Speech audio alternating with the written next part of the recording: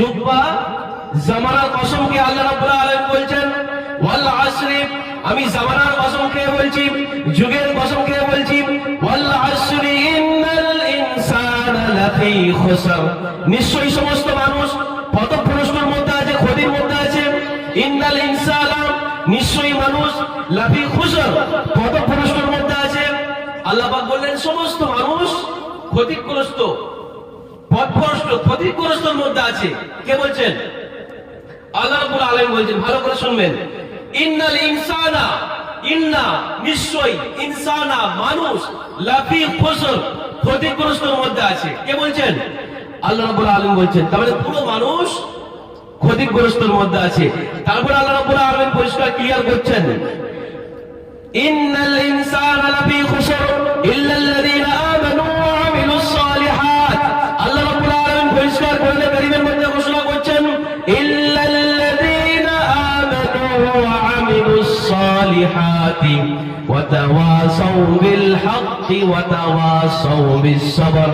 আল্লাহ রাব্বুল আলামিন কোরআনে কারীমের মধ্যে বলছেন ইল্লাল্লাযীনা আমানু, তারা পথভ্রষ্ট ক্ষতিগ্রস্তর মধ্যে নয়। ইল্লা শব্দ দিয়ে আলাদা করে দিচ্ছেন। প্রথম নম্বরে কি বললেন? সমস্ত মানুষ ক্ষতিগ্রস্তর মধ্যে আছেন। তারপরে আল্লাহ রাব্বুল আলামিন আলাদা করছেন, এরা ক্ষতিগ্রস্ত নয়, ইল্লা মানে এই লোকগুলো বাদ, এরা ক্ষতিগ্রস্তের মধ্যে নয়। কারা? তারপরে আল্লাহ রাব্বুল আলামিন তাদের বর্ণনা করছেন, ইল্লাল্লাযীনা আমানু ওয়া আমিলুস সালিহাতি ওয়া তাওয়াসাউ বিল হাক্কি ওয়া তাওয়াসাউ বিস সাবর। তারা ক্ষতিগ্রস্তের মধ্যে নয়। ইল্লাল্লাযীনা আমানু, যারা আল্লাহর উপরে ঈমান এনেছে, ওয়া আমিলুস সালিহাত, শুধুমাত্র ঈমান এনেই তারা ক্ষান্ত হয়নি, ওয়া আমিলুস সালিহাত, তারা আমলে সালেহ করেছে। ঈমান আনার পরে কি করেছে? বলুন, কথা বলবেন, বলতে ভালো লাগবে। ঈমান আনার পরে কি করেছে? আমলে সালেহ। এই যে সূরা আসরের মধ্যে প্রথমে আল্লাহ পাক বললেন সমস্ত মানুষ ক্ষতিগ্রস্ত, ইল্লা শব্দ দিয়ে আল্লাহ পাক বাদ দিয়ে দিলেন যে এরা ক্ষতিগ্রস্ত নয়। কারা? ইল্লাল্লাযীনা আমানু, যারা ঈমান এনেছে। এরপরে ঈমান কারা এনেছে আমরা বুঝবো কি করে? ঈমান কিসের নাম? কোরআন আর কিছু নেই, শুধু ইল্লাল্লাযীনা আমানু এই শব্দ আছে, যারা ঈমান এনেছে। আচ্ছা বলুন, শুধু আল্লাহর উপরে ঈমান আনলে হবে নাকি আরো কারো সাথে ঈমান আনতে হবে? কার উপরে বলুন না জোরে? নবীর উপরে ঈমান আনতে হবে কি হবে না? কিন্তু কোরআনে কি আছে? ইল্লাল্লাযীনা আমানু, যারা ঈমান এনেছে। এরপরে আর কিছু নেই যে আল্লাহর উপরে, নবীর উপরে, কার উপরে ঈমান আনতে হবে, নেই। এবারে আমাকে যেতে হবে, এই কোরআনের ব্যাখ্যা হচ্ছে হাদিস, এটা মনে রাখবেন।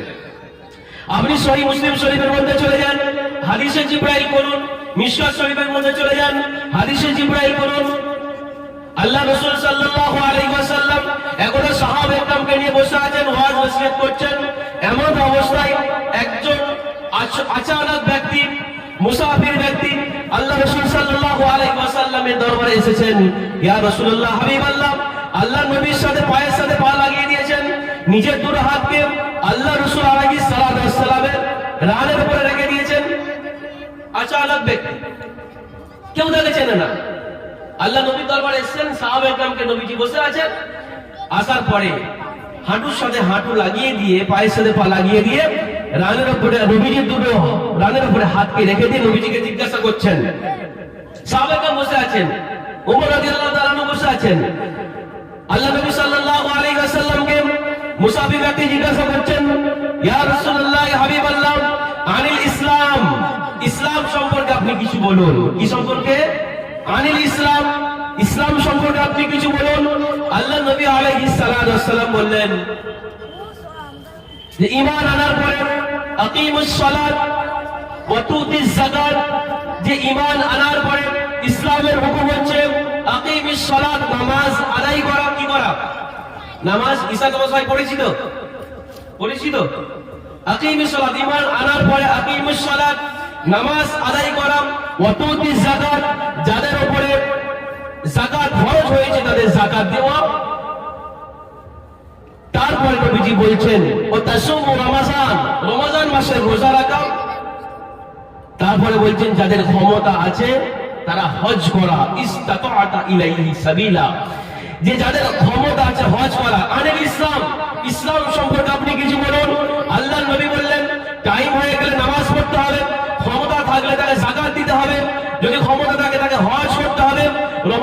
কি করতে হবে বলুন না? রোজা রাখতে হবে। সেই মুসাফির ব্যক্তি, যে ব্যক্তি আল্লাহ নবী আলাইহিস সালাতু ওয়াস সালামকে প্রশ্ন করছিলেন, ওই মুসাফির ব্যক্তি বলছেন সাদ্দাক্তা। কাকে বললেন? নবীকে বলছেন সাদ্দাক্তা, আপনি সত্য বলেছেন। দেখুন, আমি একজনকে প্রশ্ন করছি জানার জন্য, আবার আমি ঘুরিয়ে বলছি আপনি সত্য বলেছেন বা আপনি ঠিক বলেছেন, মানে একটু উল্টো লাগলো না? আমি জানার জন্য ওনাকে প্রশ্ন করছি যে এইখান থেকে মুন্সিরহাটে যাবো, আপনি রাস্তাটা বলে দিন। আবার সে যখন বললো এইভাবে এই দিক দিয়ে চলে যাও, আমি বললাম আপনি ঠিক বলেছেন, তার মানে আমি জানি।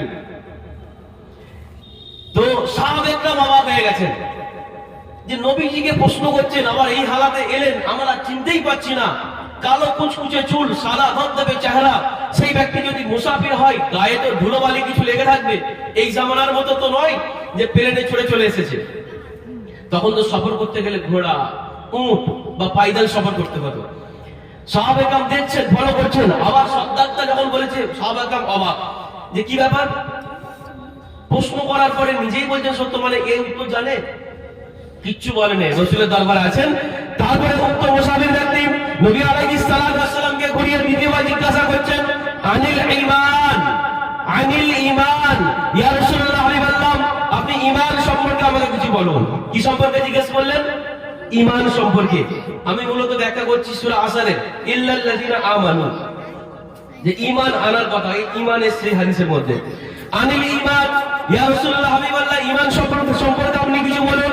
আল্লাহ নবী সাল্লাল্লাহু আলাইহি সাল্লাম বললেন,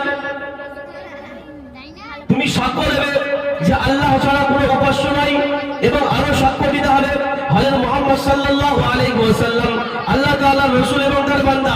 কি বললেন? আশহাদু আল্লা ইলাহা ইল্লাল্লাহ ওয়া আশহাদু আন্না মুহাম্মাদান আবদুহু ওয়া রাসূলুহু। এটা কোন কলমা? প্রথম কলমা না দ্বিতীয় কলমা? দ্বিতীয় কলমা। এই দ্বিতীয় কলমার মধ্যে আল্লাহ নবী সাল্লাল্লাহু আলাইহি ওয়াসাল্লাম কি বললেন? আশহাদু আল্লা ইলাহা ইল্লাল্লাহ ওয়া আশহাদু আন্না মুহাম্মাদান আবদুহু ওয়া রাসূলুহু। আমি সাক্ষ্য দিচ্ছি, আমি গাওয়াহি দিচ্ছি, আল্লাহ ছাড়া দ্বিতীয় আল্লাহ কেউ নেই। আছে? আল্লাহ ছাড়া দ্বিতীয় কোনো উপাস্য মাবুদ ইবাদতের যোগ্য আর কেউ নেই, একমাত্র আল্লাহ। এবং আমি আরো সাক্ষ্য দিচ্ছি, আমি আরো গাওয়াহি দিচ্ছি যে হযরত মুহাম্মদ সাল্লাল্লাহু আলাইহি ওয়াসাল্লাম আল্লাহ তাআলার রাসূল এবং তেনার কি বান্দা, আল্লাহর রাসূল এবং বান্দা। এই যে রাসূল শব্দটা এসে, এখানে একটা ছোট্ট ব্যাখ্যা করে দিই। নবী রাসূল দুটো শুনেছেন তো? নবী রাসূল শুনেছেন কি শোনেননি? শুনেছেন। নবী এবং রাসূলের মধ্যে কিছু পার্থক্য বোঝেন? কেউ জানেন? ছোট্ট কথা মনে রাখবেন, নবী রাসূলের মধ্যে পার্থক্য এতটুকু যে রাসূল যিনি, আল্লাহ পাক তাকে নতুন কিছু শরীয়ত দিয়ে পাঠিয়েছেন। রাসূল কাকে বলা হয়? যাকে আল্লাহ পাক নতুন শরীয়ত দিয়ে পাঠিয়েছেন, হুকুম আহকাম দিয়ে পাঠিয়েছেন, কিতাব দিয়ে পাঠিয়েছেন। যেমন আমাদের নবী রাসূল এবং নবী দুটোই। যে রাসূল হবে সে নবীও হবে, কিন্তু যে নবী হবে সে রাসূল নাও হতে পারে। কথা কি বুঝে আসছে? যে রাসূল সে নবী, দুটো একসাথে। কিন্তু যিনি নবী তিনি রাসূল হতেও পারে, নাও পারে। যদি তাকে নতুন দিন শরীয়তের হুকুম আহকাম আল্লাহ পাক দিয়ে পাঠান, তিনি রাসূল এবং নবী। আজ যদি আল্লাহ পাক কোনো নবীকে পাঠান এবং সেই নবী এসে যে নবী ছিল তারই অনুসারী হয়ে, তারই মানে যে হুকুম আহকাম গুলো ছিল সেটাই যদি প্রচার করে, তিনি শুধু নবী। আমাদের নবী হচ্ছেন নবী এবং রাসূল দুটোই। মুসা আলাইহিস সালাতু ওয়াস সালাম নবী এবং রাসূল দুটোই। তো এইভাবে যাদের উপরে নতুন আল্লাহ পাক শরীয়ত দিয়ে পাঠিয়েছেন, এনারা হচ্ছেন রাসূল এবং নবী। যেটা বলছিলাম